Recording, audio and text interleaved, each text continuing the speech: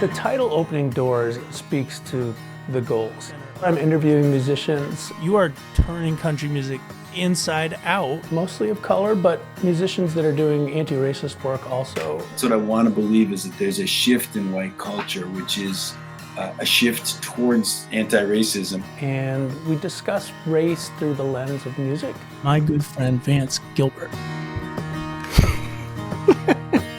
I asked Vance to be the first guest because I knew I needed a friend to help me learn how to do it. As it turns out, he was the perfect first guest, and he set the mood. I would not want to be a cisgendered white dude right now today for any money in the world.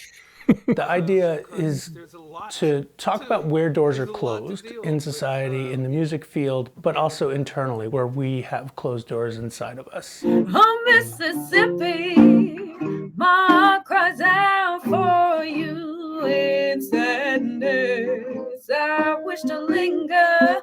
You get to hear some great music and meet some really cool people. You don't have to be a judge of peace to benefit the same.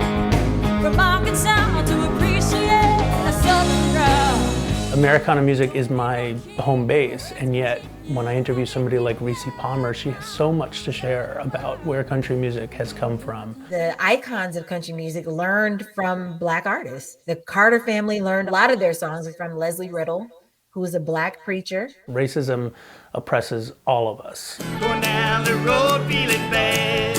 I'm going down the road feeling bad, Lord. I ain't gonna be treated this way. Don Flemons is a Grammy winner with the Carolina Chocolate Drops. He's been nominated for a Grammy on his own for Black Cowboys. My ideas of blackness are very diverse. I grew up with people in my family that were from upper class, lower class, middle class, also coming from country backgrounds from the South, as well as urban backgrounds. The gift of the musicians is that they're willing to have these conversations. I got it in my head that, well, if the doors aren't going to open, I'm going to fucking kick them down. Hands up, don't shoot. We're tough, not bulletproof. Ho, hey, N-R-A.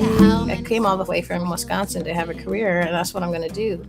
Why I chose white bread New England, Folk City Central, I don't know. We don't understand how exhausting these conversations can be for folks of color because they have them way more often than we do. I am exhausted, and I know that many Black folks in my circles are exhausted as well. That's why I might end up doing a lot of the talking here tonight. One of the great white privileges is the privilege of not having to talk about race if you choose not to. I haven't spoken to anybody who's not white who says I'm colorblind, because that's not a choice.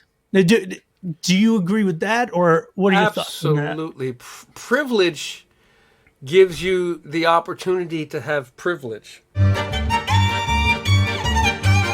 Having Kelly L. Tompkins on was the first show where I was talking to somebody who really was outside my sphere of knowledge.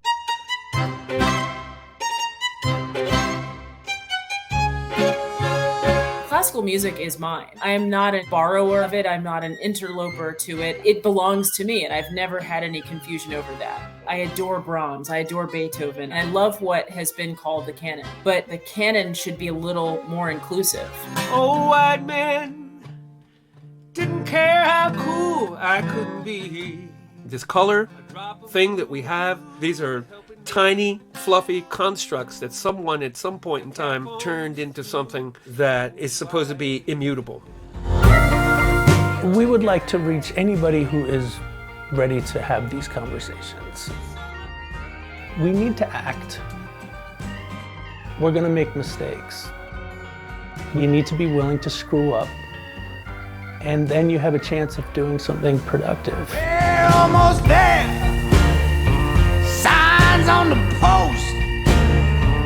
Not sure where, but we're getting close.